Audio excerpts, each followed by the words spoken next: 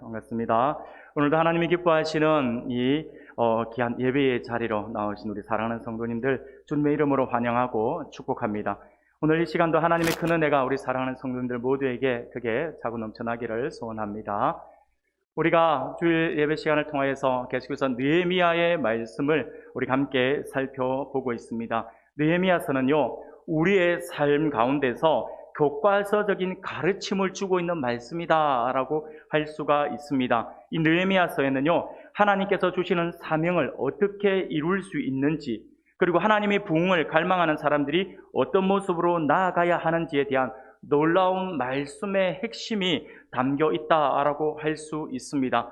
주님의 영광을 보기 원하고 주님을 위해 일하기를 원하는 사람들은 물론 성경 66권 전체의 말씀을 소중하게 여기고 이 말씀 한 말씀 한 말씀이 나의 말씀이다 라고 하면서 그 말씀을 다 우리가 읽고 전체적으로 우리가 다 보아야겠지만, 특별히 우리가 주님의 영광을 보기 원한다, 그리고 주님을 위해서 일하기를 원한다 라고 하는 마음들이 간절함을 가지고 있는 사람들이라고 한다면 느헤미야서의 말씀을 조금 더 집중했으면 좋겠다라는 생각을 해보게 됩니다. 이 느헤미야서를 통해서 어떻게 그 사명을 이룰 수 있는지, 하나님께서 우리에게 주신 그 꿈을 우리가 어떻게 이룰 수 있는지를 느헤미야서를 통해서 배울 수 있기를 바랍니다.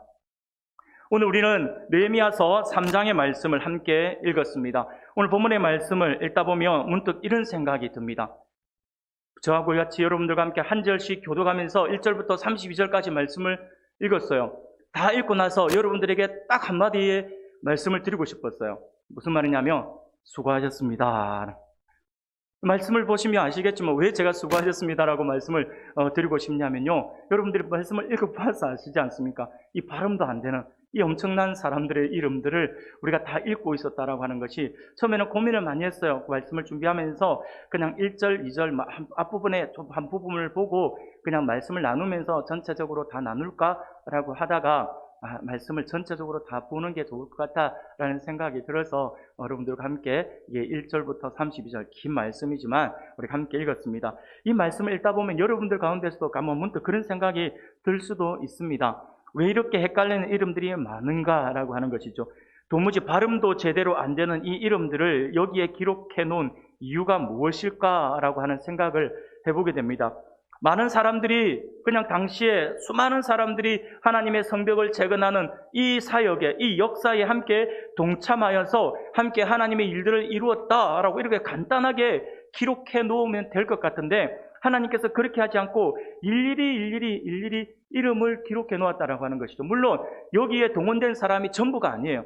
더 많은 사람들이 있지만 그 사람들의 이름은 다 기록할 수 없고, 대부분 그 어떤 그 사역에 있어서 그 주도적으로 할 수 있는 리더급의 사람들만 이름을 기록했다라고 할 수 있어요. 여하튼 이렇게 간단하게 기록해 놓으면 될 건데 하나님께서 왜 이렇게 복잡하게 기록해 놓았을까라고 하는 생각들이 들어집니다.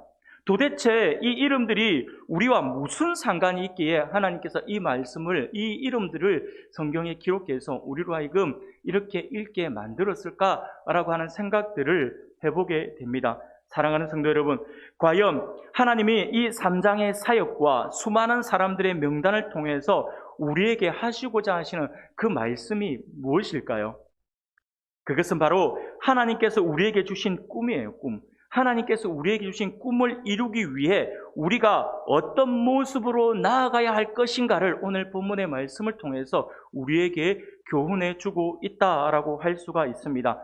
즉, 우리는 올해 2022년을 시작하면서 배우고 확신한 일에 거하라라고 하는 표 아래 하나님 중심의 신앙생활, 예배 중심의 신앙생활, 그리고 하나됨의 은혜를 우리가 갈망하면서 우리 안에 새로운 영적 부흥을 위하여 이렇게 달려나가고 있습니다. 그래서 올 한 해 우리가 어떻게 성공할 수 있을까, 어떻게 이 영적 부흥의 부분에 있어서 성공할 수 있을까에 대한 부분들에 대해서 지난 1월 달에 새벽 부흥회를 통하여서 또 구체적으로 우리가 함께 말씀을 나누기도 했었고요.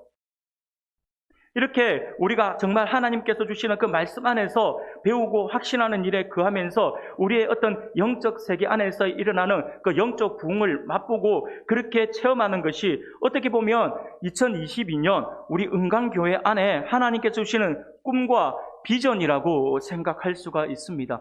하나님께서 우리에게 그 비전을 주셨고 그 꿈을 우리에게 주셨다라고 할 수가 있다라고 하는 것이죠. 그러므로 오늘 이 시간에는 하나님의 백성들인 우리가 하나님께서 우리에게 주신 이 꿈인 영적 부흥을 이루기 위해 우리가 어떠한 노력을 하면서 나아가야 하는 것인지에 대해서 오늘 본문의 말씀을 중심으로 하여서 함께 살펴보면서 하나님의 은혜를 나누고자 합니다. 사랑하는 성도 여러분, 하나님께서 우리에게 주신 그 꿈들을 지금 우리는 교회적으로는 우리가 어떤 영적 부흥의 어떤 부분들에 대해서 말씀을 하겠지만 여러분들 개인에 대해서 여러분들이 개인이 올 한 해 하나님께서 우리에게 주신 꿈이 있을 것이고 내가 가지고 있는 비전들이 분명히 있을 것입니다. 하나님께 기도하면서 얻은 비전이라고 한다며 하나님께 기도해서 내가 얻은 그 꿈이라고 한다며 그것을 이루어야 되잖아요. 하나님께서 막연하게 그냥 꿈은 꿈이다 해가지고 그냥 꿈을 한번 주시고 딱 없애버릴 것이 아니라 하나님께서 주신 꿈들을 우리가 이루어 나가야 되지 않습니까? 그런데 우리가 가만히 앉아가지고 그 꿈이 이루어지기를 기다리고 있다면 우리는 그게 이루어질 수가 없는 거겠지 되겠죠. 아무것도 공부 열심히 안 하고 공부 안 하는 학생이 공부 잘하게 해주세요. 이 말이 안 되는 거잖아요. 시험 잘 치게 해주세요. 공부도 안 하고 어떻게 시험 잘 칠 수 있나요? 하나님께서 우리에게 주신 꿈이 있다면 그 꿈을 이루기 위해서 노력을 해야겠죠. 우리 교회 전체적으로도 우리가 볼 수 있어야 되고 우리 개인의 삶 속에서도 그것을 볼 수 있어야 할 것입니다. 사랑하는 여러분, 하나님께서 우리에게 주신 꿈을 이루기 위해서 우리에게 필요한 것이 무엇일까요? 오늘 본문은 우리에게 그것을 가르쳐주고 있어요. 첫 번째는요, 우리 안에 무너진 예배의 감격을 회복해야 한다라고 말씀을 하고 있어요. 느헤미야서 2장 말씀에 보면 느헤미야가 기도하며 철저하게 준비를 해서 예루살렘으로 돌아옵니다. 와서 백성들에게 자신의 비전을 선포합니다. 그 비전을 선포하고 있는 것이 2장 17절 말씀이에요. 제가 읽어드리겠습니다.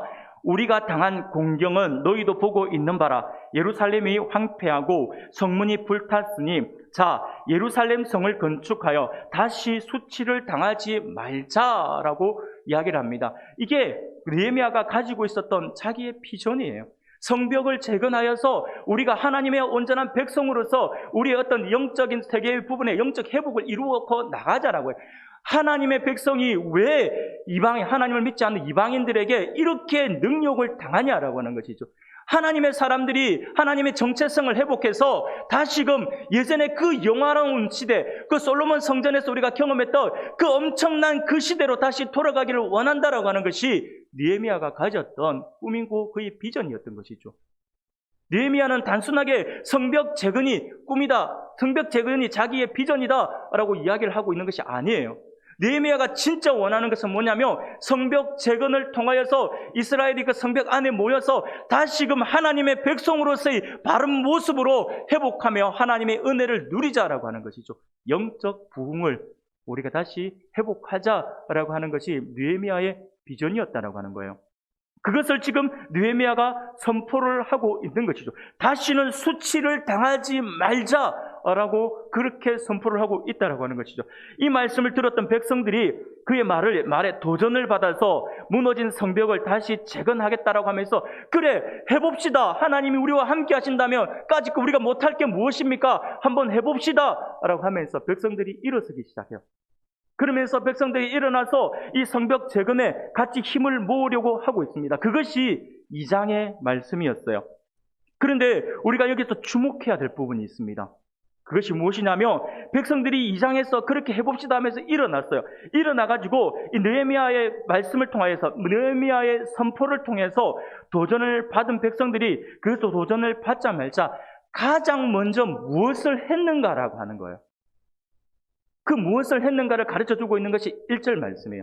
우리가 3장 1절 같이 한번 읽어볼까요? 3장 1절 말씀을 한 목소리로 같이 읽겠습니다. 시작. 그때에 대제사장 엘리야십이 그의 형제 제사장들과 함께 일어나 양문을 건축하여 성별하고 문짝을 달고 또 성벽을 건축하여 한메아 망대에서부터 하나넬 망대까지 성별하였고 아멘. 무너진 예루살렘 성벽, 무너진 예루살렘 성을 회복하고 중건하기 위해 백성들이 가장 먼저 하나님의 사람이 앞에 지도자가 선포를 하고 나서 우리가 해봅시다라고 해서 백성들이 일어나서 가장 먼저 한 일이 무엇이냐니까 양문을 다시 건축했다라고 하는 거예요. 사랑하는 여러분, 이 양문이 뭘까요? 양문은 어떤 문일까요?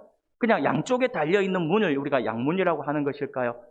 아닙니다. 이 양문은 무엇이냐면 영어로 sheep gate라고 할 수 있어요. 쉽게 말씀을 드리면 양이 드나드는 문이에요. 양이 드나드는 문. 드디어 하나님의 역사가 시작되었습니다. 하나님이 느헤미야에게 주신 사명이 선포되고 느헤미야가 사명 완수를 위해 움직이기 시작했을 때 그들이 제일 먼저 한 일은 바로 성벽 가운데 무너졌던 양문을 세우는 것이었다라고 하는 것입니다. 사랑하는 여러분, 우리가 잘 알고 있는 것처럼 구약 시대의 제사는 오늘날 우리가 드리는 예배의 모습을 가지고 있지 않습니다. 구약 시대의 제사는요, 하나님 앞에 제사를 드릴 때 제물이 필요했습니다. 양이나 소나, 그렇죠? 그런 것들을 가지고 와서 하나님 앞에 제사를 드렸다라고 하는 것이죠. 양이 그들에게는 반드시 필요했습니다. 양을 죽이고 그 피 흘림을 통해 하나님 앞에 예배를 드렸던 것이 구약의 제사입니다. 바로 그 양들을 하나님 앞에 드리는 제물인 그 양들이 드나드는 문, 그 문이 바로 양문이었다라고 하는 거예요. 제사에 사용될 양들, 하나님께 드릴 예배에 사용될 양들이 왔다 갔다 하면서 그 양들을 가지고 들어왔다 나갔다 했던 문이 바로 양문이었다라고 하는 것입니다. 사랑하는 여러분, 이 말씀이 의미하는 바가 무엇일까요? 이스라엘 백성들은 제일 먼저 예배 회복을 소원했다라고 하는 거예요.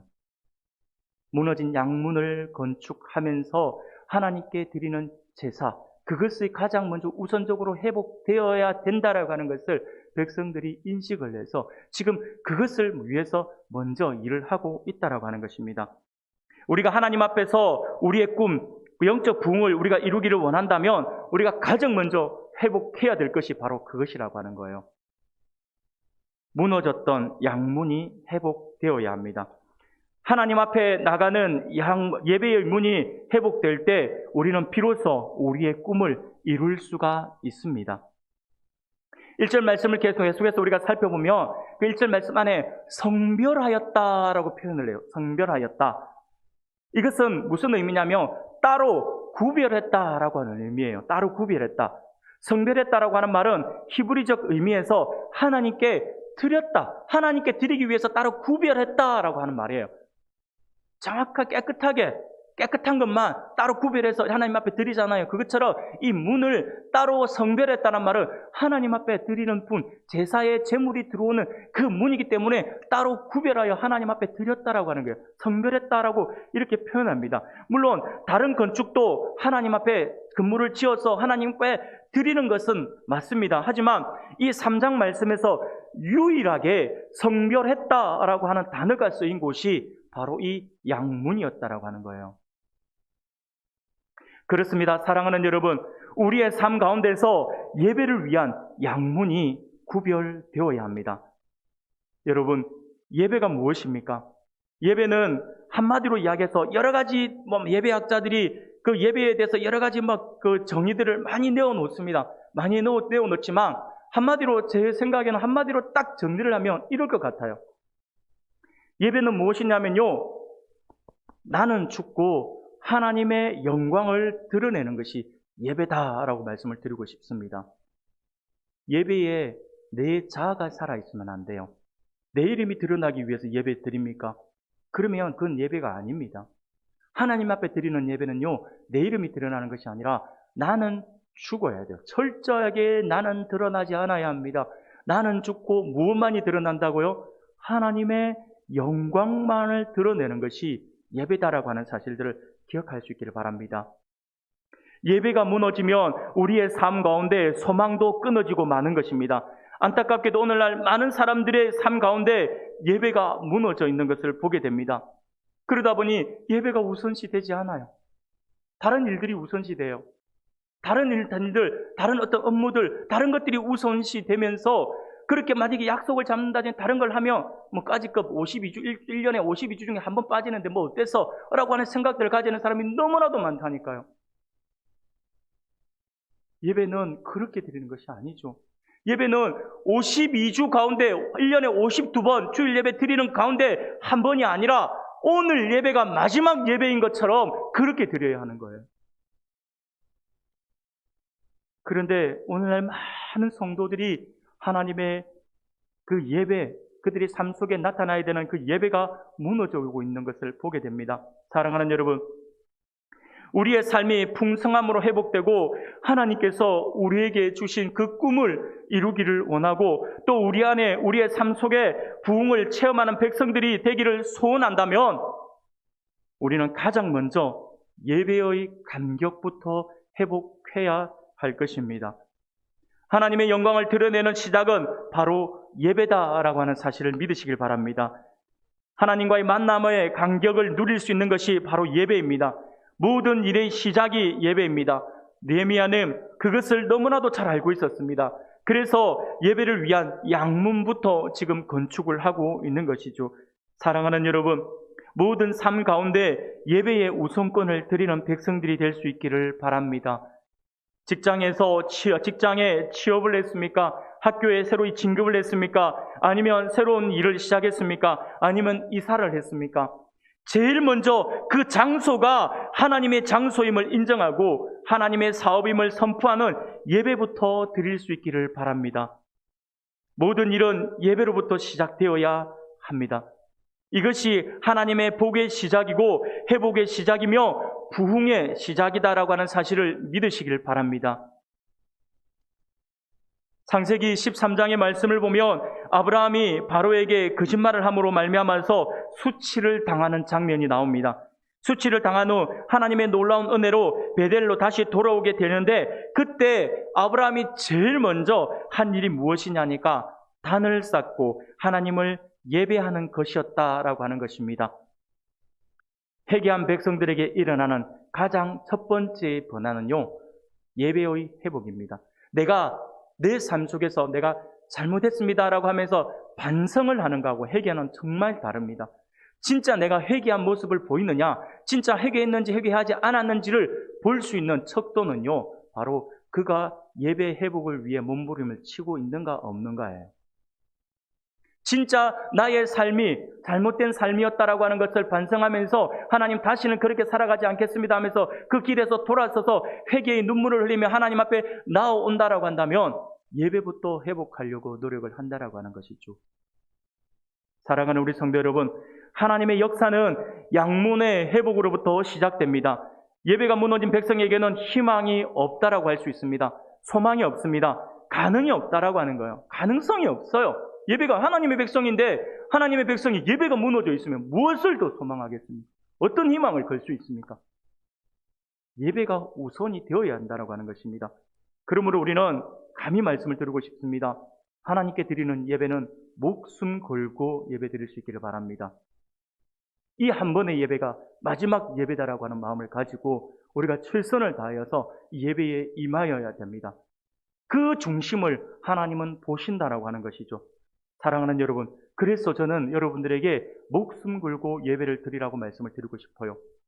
왜 우리가 목숨을 걸고 예배를 드려야 되냐면요, 바로 예배가 가지고 있는 그 구약의 제사가 가지고 있는 의미 때문에 그렇습니다. 구약 시대에 예배가 무엇이냐면 예배가 구약 시대에 드렸던 그 제사가 어떤 의미를 가지고 있냐면 바로 희생을 가지고 있습니다.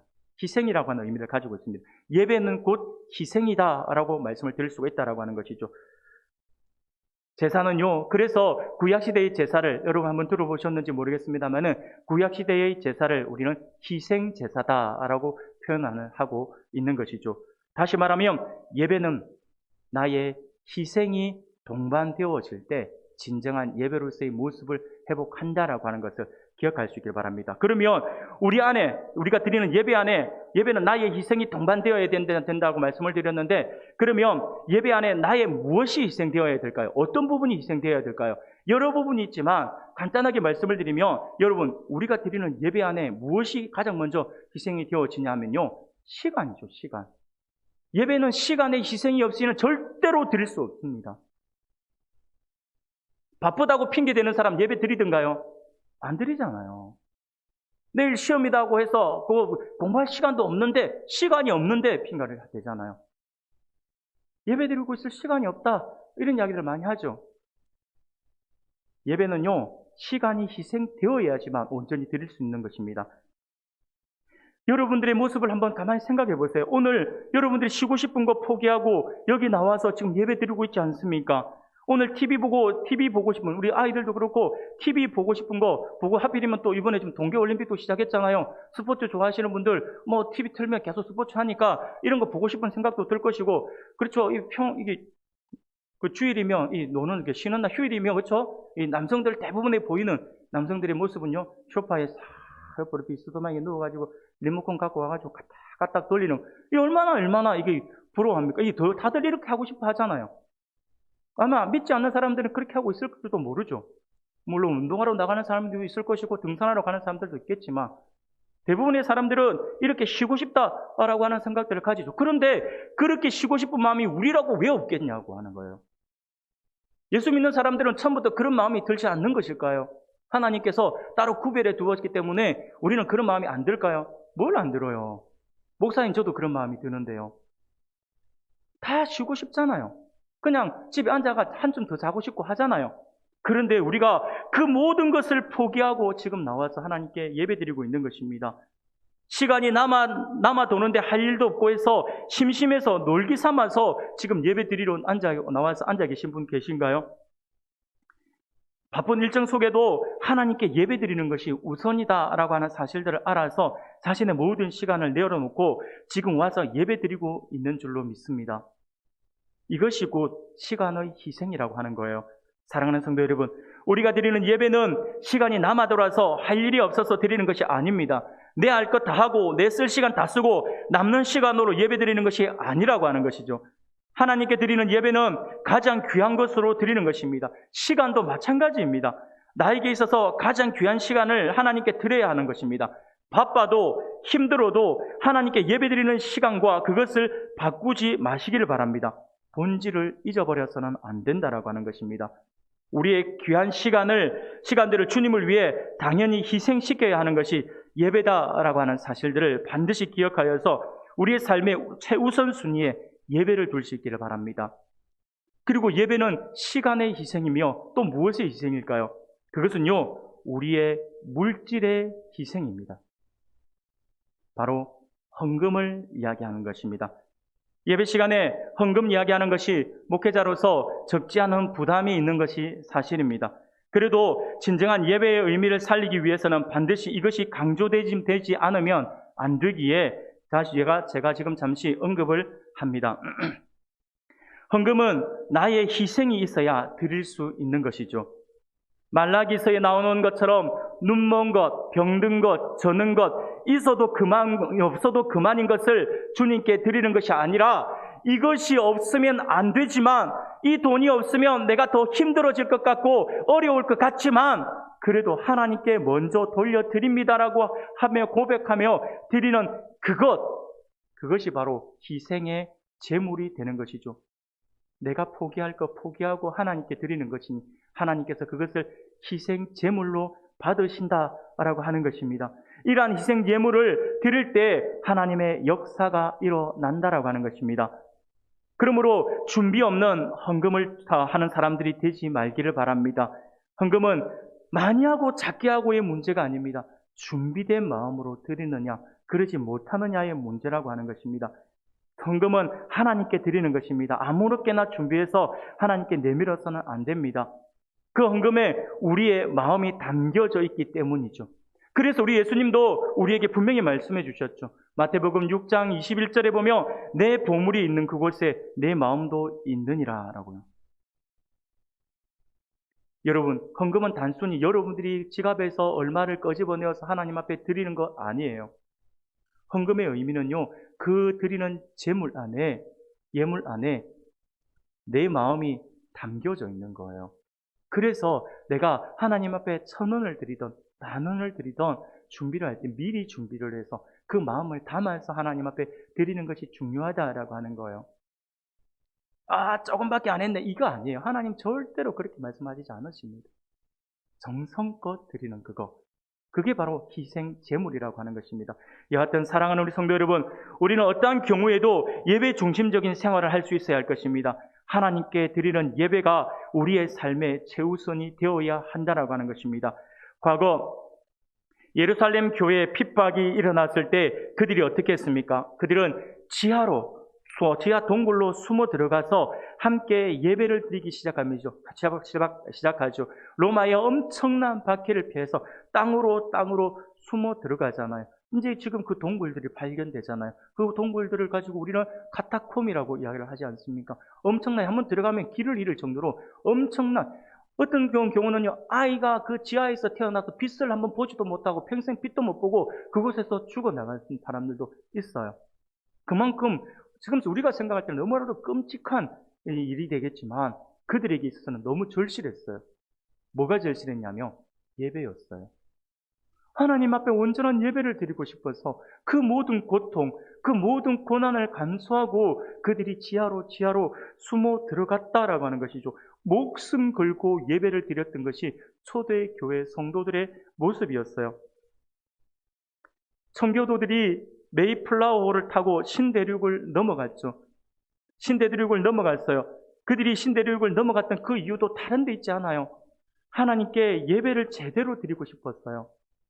온전한 예배를 드리고 싶은 마음에 그들이 목숨 걸고 이 대서양을 항해해서 신대륙으로 가서 그들이 그곳에서 예배를 드리면서 그들이 그곳에 정착하잖아요.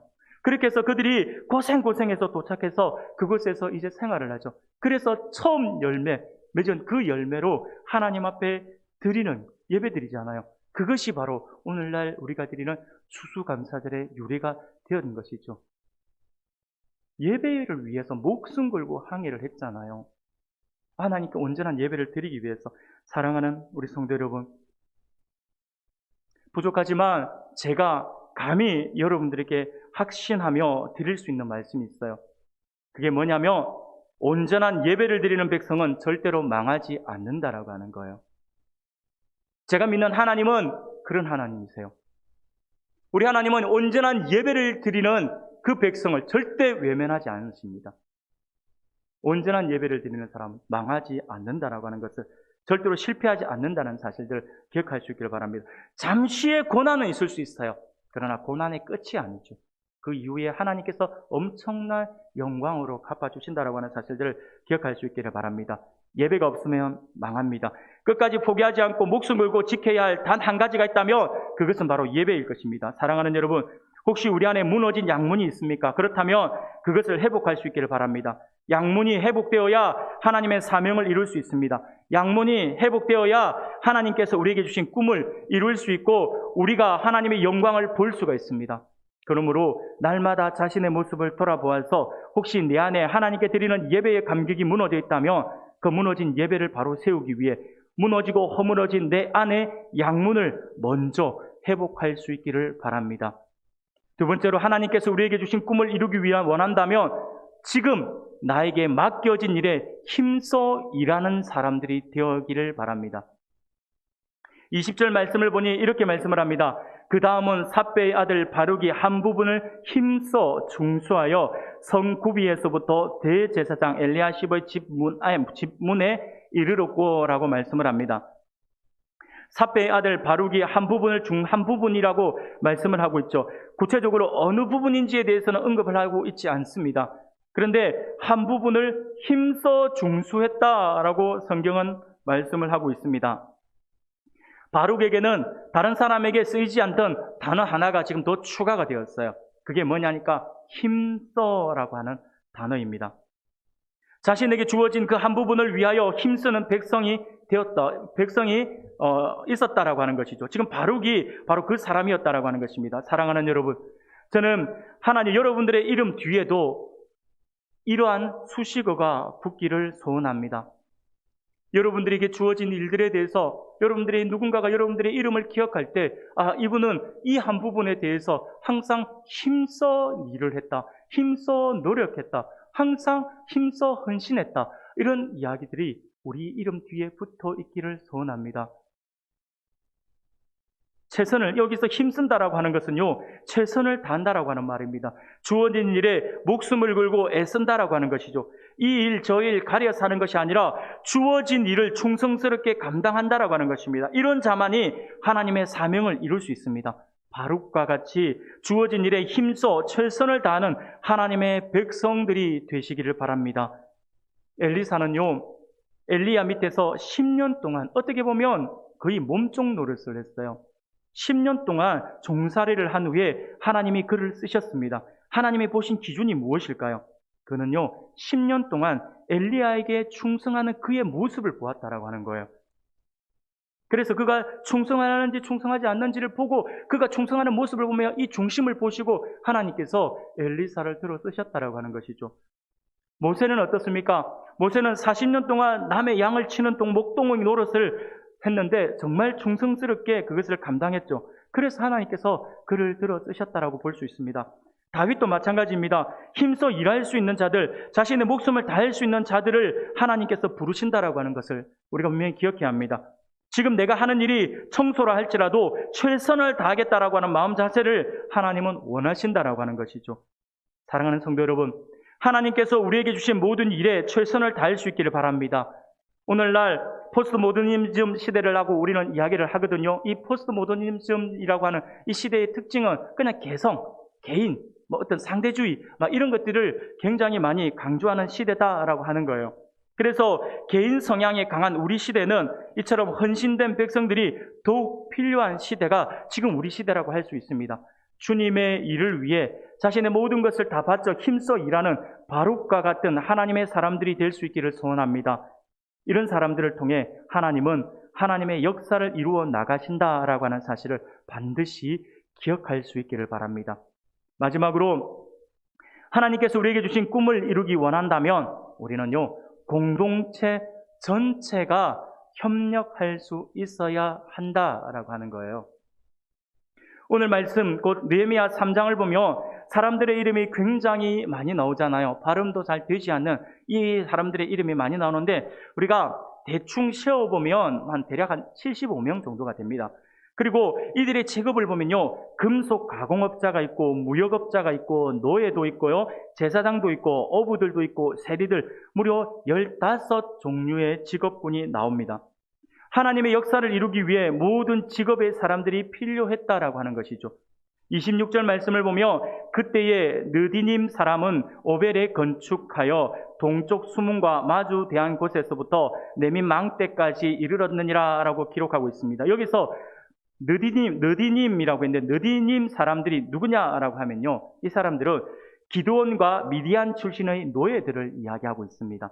바로 성전에서 일하던 노예들까지도 하나님의 역사에 함께 동참을 했다라고 하는 것이죠.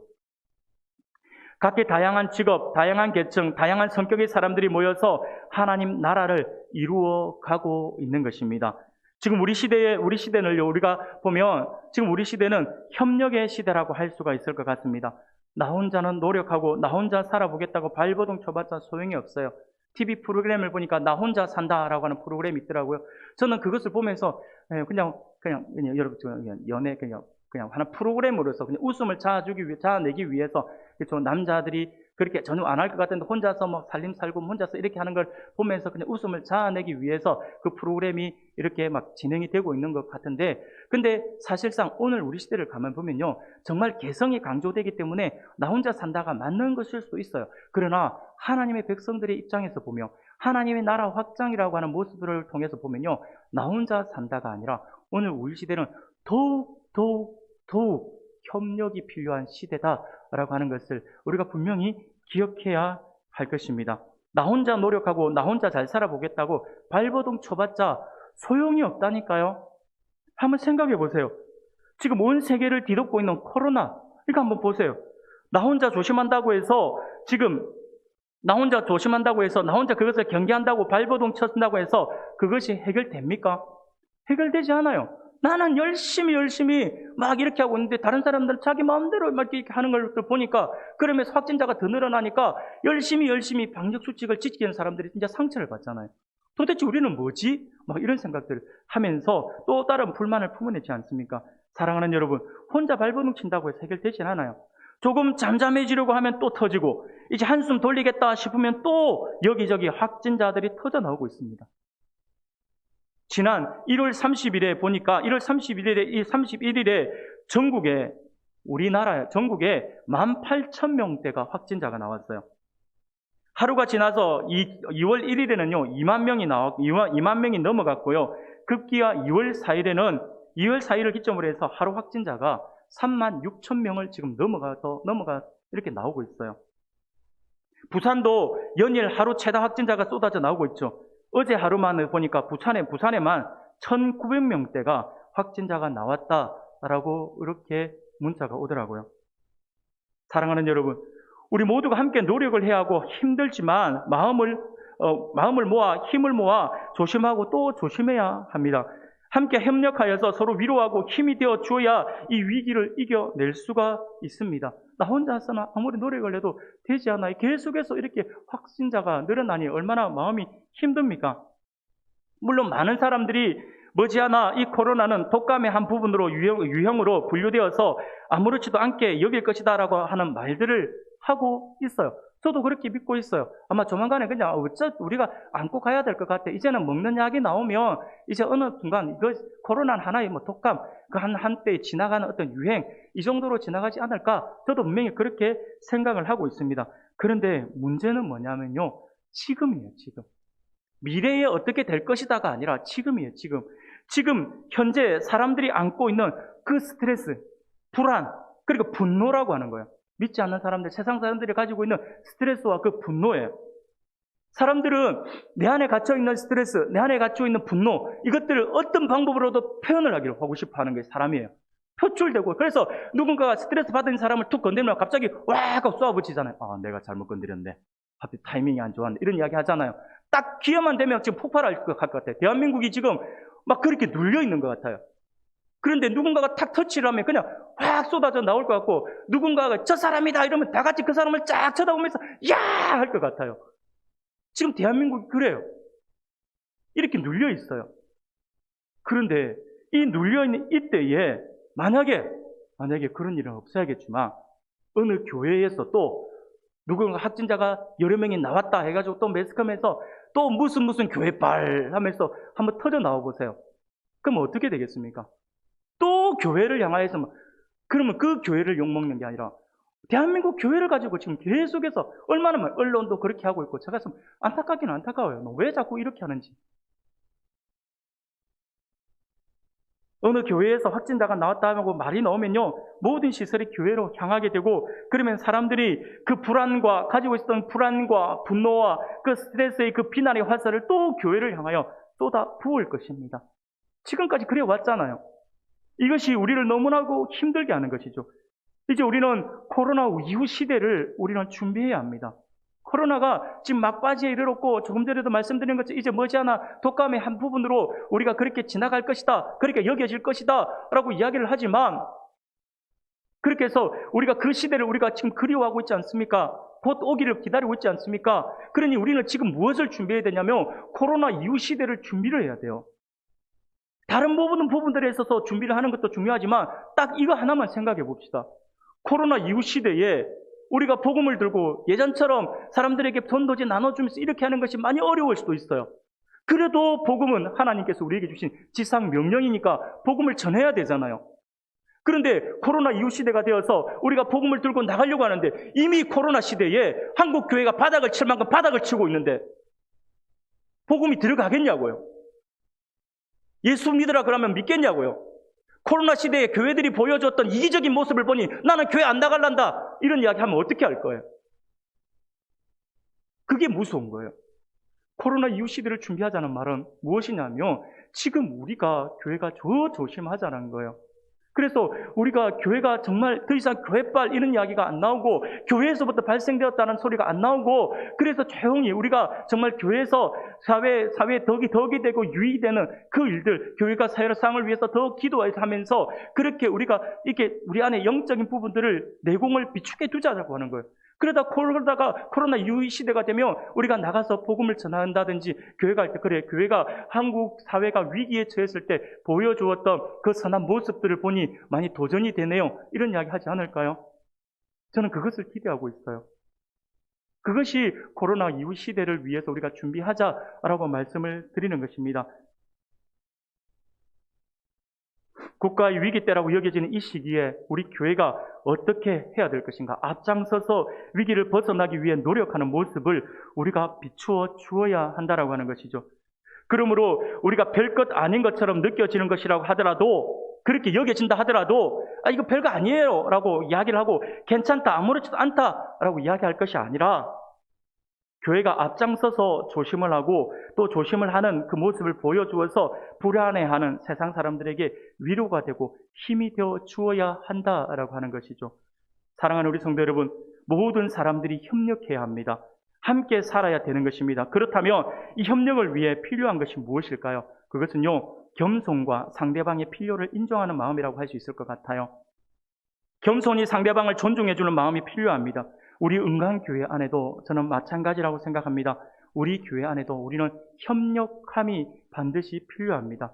함께 일하면서 겸손을 배우고 섬김을 배우는 것이 중요합니다. 하나님이 각자에게 주신 은사들을 잘 활용하여서 협력해야 한다라고 하는 것입니다.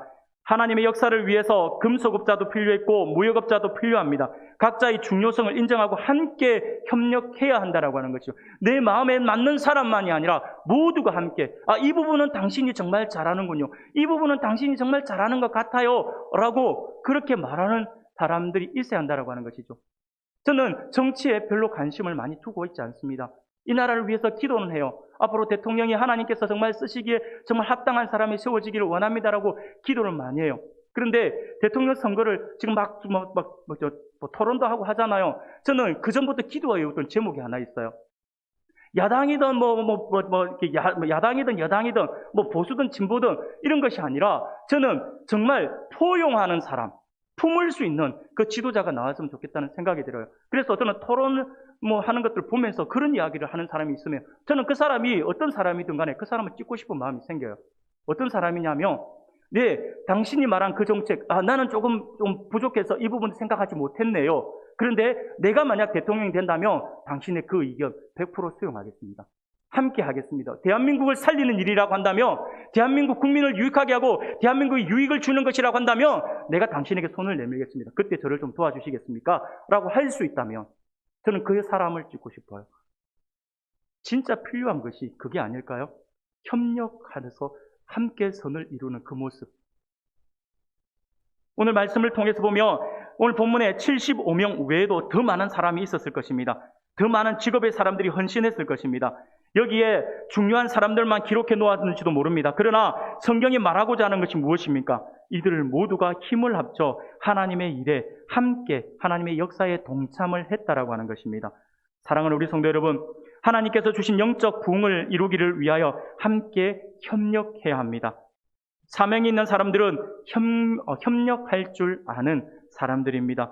저는 우리 은강교회가 몇몇 사람에 의해 만들어지고 몇몇 열심히 있는 사람들에 의해 움직이는 공동체가 아니라 모두가 함께 협력하여 세워지는 공동체가 되기를 소원합니다. 어떤 일을 함에 있어서 몇몇 사람들만 하는 것이 아니라 모두가 한 마음을 가져야죠. 어떤 이들은 예배만 하고 집에 갈 것이 아니라 모두가 한 마음을 가지고 내가 할 수 있는 것이 무엇일까라고 하는 마음들을 가지고 함께 해야죠. 그것이 우리 교회 공동체의 모습이 아닌가요? 한 몸 아닌가요? 우리는 그리스도를 머리로도 한 지체라고 이야기를 하지 않습니까? 어떤 사람들은 보면 한 가지, 두 가지, 세 가지, 네 가지 일을 하는데 어떤 사람은 아무것도 안 해요.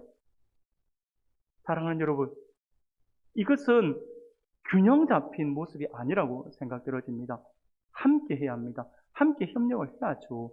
그래야 주님의 몸된 교회가 건강하게 서갈 수가 있습니다. 이런 공동체가 건전하고 이런 공동체가 미래가 있고 이런 공동체가 하나님의 지상 명령과 사명을 이루는 공동체가 될 수 있습니다. 그러므로 더욱 너나 할 것 없이 하나가 되어서 서로 돕고 협력하여서 하나님께서 우리에게 주신 소망의 꿈을 함께 이루어 나가는 우리 교회 공동체가 되기를 소원합니다.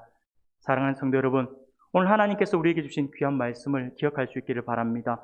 우리가 올해 새로운 영적 부흥을 소망하며 배우고 확신하는 일에 거하라라고 하는 제목으로 표로 우리가 달려나가고 있습니다.